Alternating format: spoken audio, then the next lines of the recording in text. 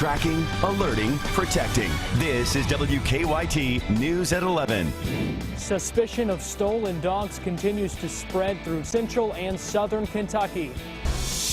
We are and always will be a nation of immigrants. President Obama announces changes to the country's immigration policies, and he says he can do it without Congress. Obviously shocked and saddened by the news of a great man. People in a central Kentucky city in disbelief tonight after the death of their mayor-elect. WKYT News at 11 starts now.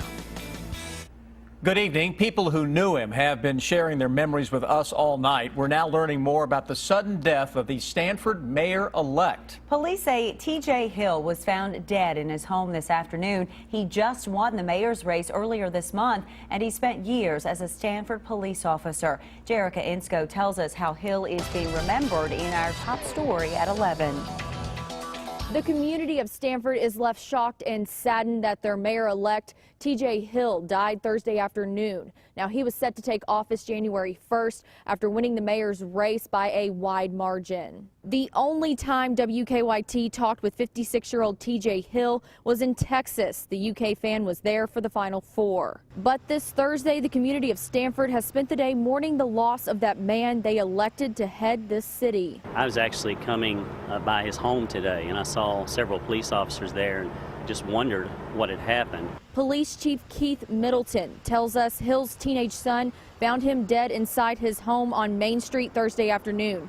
No foul play is suspected, the coroner saying he died of natural causes, but that doesn't make Hill's death any easier to cope with. A tough time, and also just the fact that we've lost somebody that I think really cared, and that's tragic. The police chief tells me Hill worked at the police department for 15 years, then retired and became the school resource officer this school year. He had wit, humor, and also he was very to the point about, trying to be there for the people and doing what he felt was best for the community. We've lost the mayor to be, so what will happen? Right now, the Stanford Police Department is not commenting on Hill's death. The chief saying they are all shocked and devastated. In Stanford, Jerica Insko, WKYT. The Secretary of State's office tells us it is up to the Stanford City Council to name a replacement for the mayor's office. It's another cold night here in the Bluegrass, but we should get some relief from all this Arctic air as we head into the weekend. Chief Meteorologist Chris Bailey's tracking some changes in the forecast. Chris? Yeah, anything that is going to be considered normal is going to be a drastic change, and by the time we roll into Saturday and Sunday, we're going to see the 50s.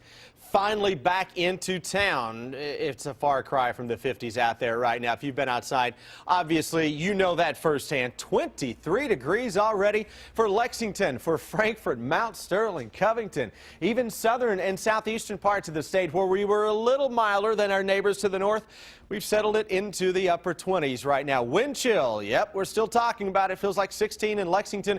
Good evening, Richmond. Your wind chill is at 19 on the campus of EKU, 17 over into Mount Sterling. Here's live first alert defender. Not a whole lot shaking throughout central and eastern Kentucky. I'm not expecting a whole lot until we get deeper into the weekend. That is when I'm tracking some big changes, not only with your temperatures, but also the potential for some big-time winds and some heavy rain. But all isn't lost in that weekend forecast. At least we're not talking about winter weather. Hey, I will be talking about winter weather coming up tomorrow. Online weather class, Friday at 1:15 on WKYT.com. Guys, the entire First Alert weather team will be talking to the kiddos from across central and eastern Kentucky with a live 45-minute weather class all about winter weather. Sounds good. Yeah.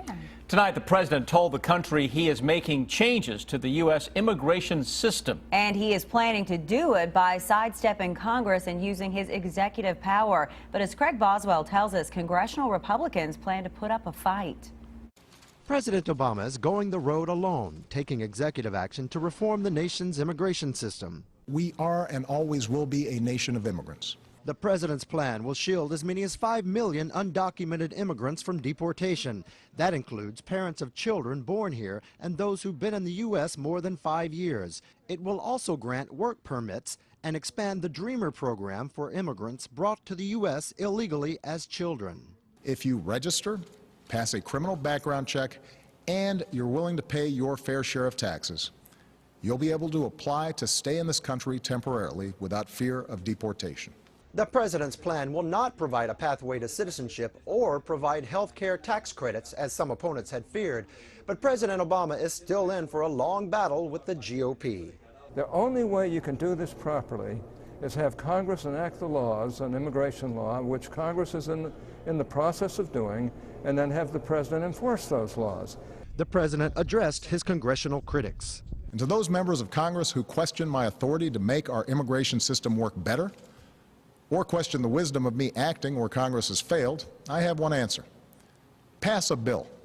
The president's plan will also increase resources for law enforcement at the U.S. border to prevent people from entering the country illegally.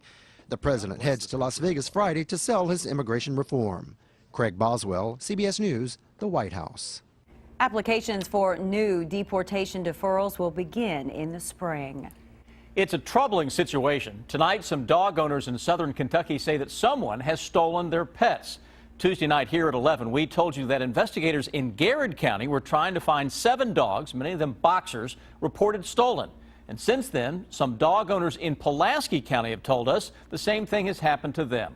New at 11, WKYT's Garrett Weimer talked to one of those owners who needs your help finding her dog. These kids have good memories of their dog, Kane. We was running around in the house and Kane was following us around we was running with the pillows and he tried to grab them and stuff. And we was playing really good with him. But for now, memories are all they have to hold on to. He's our favorite dog. His owners believe Kane, yet another male boxer, was stolen. And there's a lot of thieves out in this world and a lot of known thieves around here. The suspicion of stolen dogs is spreading. Someone here in Pulaski County even made a Facebook group to try to help find those missing dogs. The group's page is plastered with pictures and covered with words no owner wants to use to describe their dog. Taken. But more and more are. It'd be nice if I could file an Amber Alert on my dog.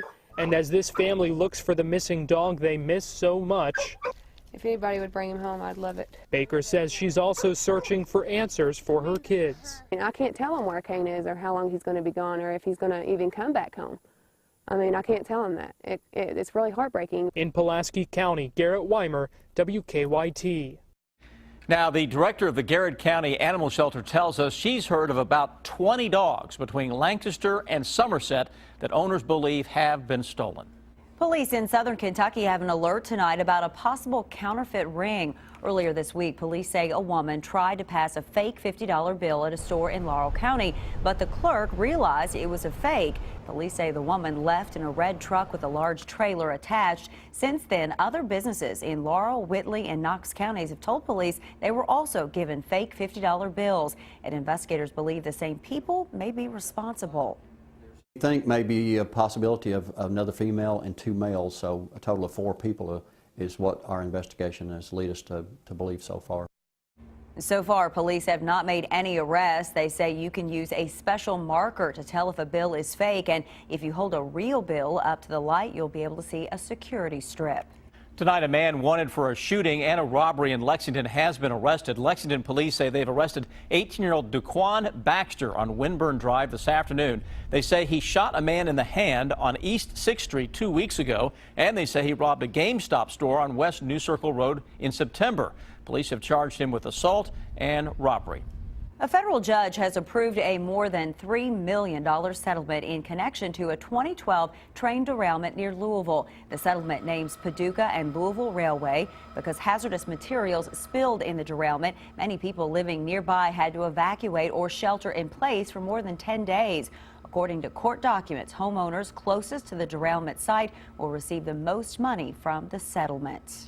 Tonight, the snow continues to pile up in western New York from a second lake effect snowstorm. Up to 7 or 8 feet of snow has fallen in parts of the Buffalo area since Tuesday. The roofs of some buildings have started to collapse under all that weight of the snow, and the National Guard has had to dig some people out of their own homes because snow blocked every door. I couldn't get through to anybody, so, but thank God the Guard was here. They helped me out. There is so much snow at the Buffalo Bills Stadium that the team won't be able to play there Sunday. Tonight, the NFL announcing that the Bills game against the New York Jets has been moved to Detroit and will be played Monday night. It may save you money in the short term, but state leaders say a lower gas tax could cost you in the long run. In January, the state's gas tax will drop by more than 4 cents. The tax is tied to the average wholesale price of motor fuels. So as gas prices fall, so does the tax. But the state transportation cabinet says the lower tax will cost them to lose $129 million from the state's road fund. And state leaders say that will impact road projects statewide. More than likely, work will be delayed, will be put off. The money lost makes up about 6% of the transportation cabinet's budget. The state does surveys on gas prices every 3 months, and that determines what the tax will be. A former restaurant owner accused of cheating her employees out of money was in court today. Police charged Lou Compton with 14 counts of theft. She used to own the Dairy Cheer in Anderson County. 3 years ago, police say that she closed up shop just before Christmas and took off without paying her employees. Police arrested her in Michigan earlier this month. Some of the former employees were at today's hearing. I mean, I ended up losing my apartment because, I needed the job, needed the money, and, didn't get paid. Today, a judge raised Compton's bond from $5,000 to $9,000. The judge also sent the case on to the grand jury. A newly released report says more Kentucky students are graduating from the state's public colleges and universities. The Council on Post-Secondary Education's accountability report says the number of degrees and certificates given went up by 13% last school year, but more than 107,000 students who qualified for financial aid didn't receive it because the state didn't have enough money to give to them. That's a 57% increase compared to the last school year. A Lexington businessman plans to go door to door to help those less fortunate stay warm. Kevin Ivers runs a carpet cleaning company. Starting tomorrow morning, he'll take his cleaning truck and collect coat donations from the homes of people who want to give them. He'll take all the donations to the Salvation Army. Ivers wants to take the coat drive to people who want to help but can't make it down to the Salvation Army. That's the only thing holding people back from being able to do good in the community. If we have the time and the means to get it there, then why not go ahead and volunteer our services? Ivers will continue collecting donations through Sunday. If you want to help, we have the information on WKYT.com. Coach John Calipari took a break from basketball tonight to give Big Blue fans some laughs. Coach Cal hosted the Comedy Mania benefit concert tonight at Rupp Arena. Comedians Bill Engvall and Sinbad were among those who performed. The money raised tonight went to the Calipari Foundation, along with the Global Sports Aid Network and Samaritan's Feet. Some good ones on hand there tonight.